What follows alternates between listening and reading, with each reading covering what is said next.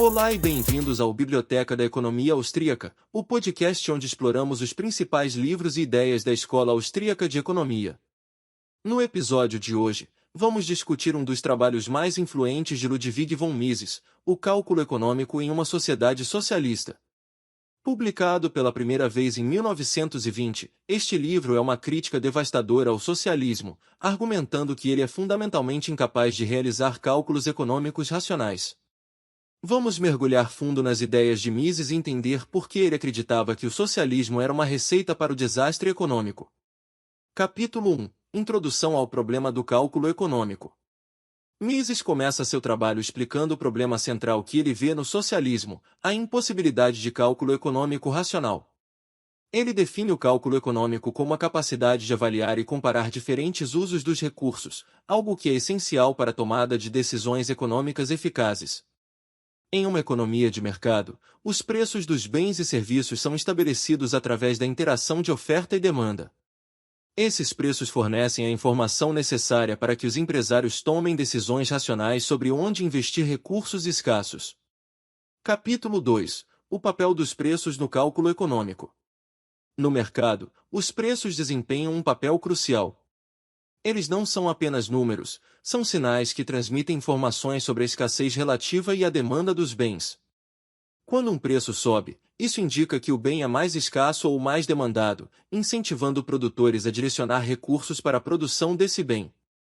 Quando um preço cai, isso sugere que o bem é menos demandado ou mais abundante, desencorajando a produção adicional. Esses ajustes constantes ajudam a coordenar milhões de decisões individuais, resultando em uma alocação eficiente dos recursos. Capítulo 3. A falta de preços no socialismo.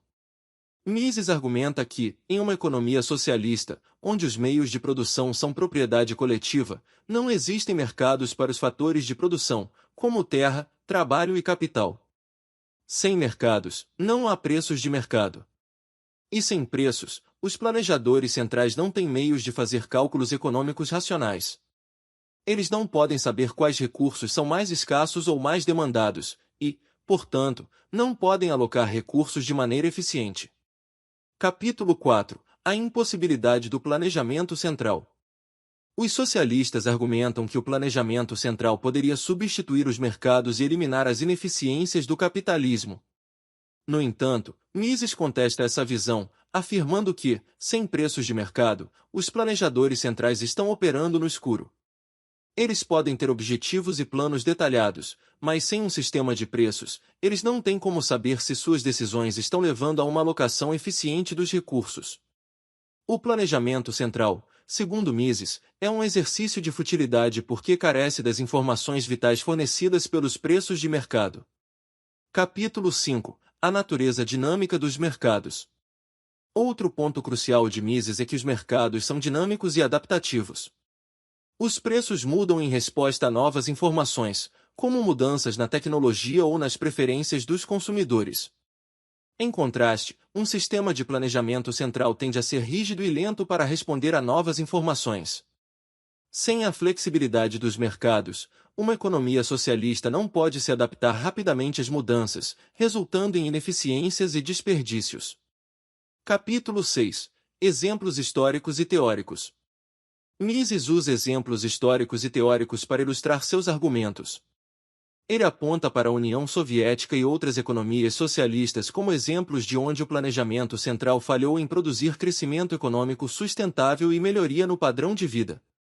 Ele argumenta que essas economias são marcadas por ineficiências, escassez e baixa qualidade de bens e serviços devido à falta de um sistema de preços funcionais. Capítulo 7. As respostas dos socialistas. Os defensores do socialismo apresentaram várias respostas às críticas de Mises. Alguns argumentam que a tecnologia moderna e o uso de computadores poderiam resolver o problema do cálculo econômico.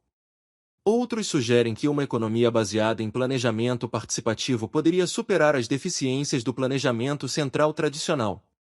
No entanto, Mises e seus seguidores argumentam que esses planos não abordam a questão fundamental da falta de preços de mercado para os fatores de produção. Capítulo 8. O argumento da substituição da propriedade privada. Mises também discute a questão da propriedade privada. Ele acredita que a propriedade privada dos meios de produção é essencial para o funcionamento dos mercados e para o cálculo econômico. Sem propriedade privada, não há incentivos para inovar e melhorar a eficiência. Ele argumenta que a substituição da propriedade privada pela propriedade coletiva elimina os incentivos e as informações necessárias para uma economia saudável. Capítulo 9. A importância da inovação e do empreendedorismo. Mises enfatiza o papel crucial dos empreendedores na economia de mercado. Os empreendedores são os agentes que identificam oportunidades, assumem riscos e direcionam recursos para usos mais produtivos. Eles são guiados pelos sinais de preços e pelos lucros e perdas. Em uma economia socialista, onde não há mercado para fatores de produção, o papel do empreendedor é severamente limitado, o que resulta em uma menor inovação e crescimento econômico. Capítulo 10. A moral da história.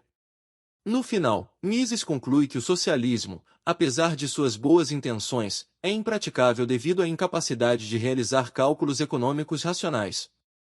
Ele argumenta que uma economia de mercado, baseada na propriedade privada e nos preços de mercado, é a única maneira de garantir uma alocação eficiente dos recursos e, consequentemente, o bem-estar econômico.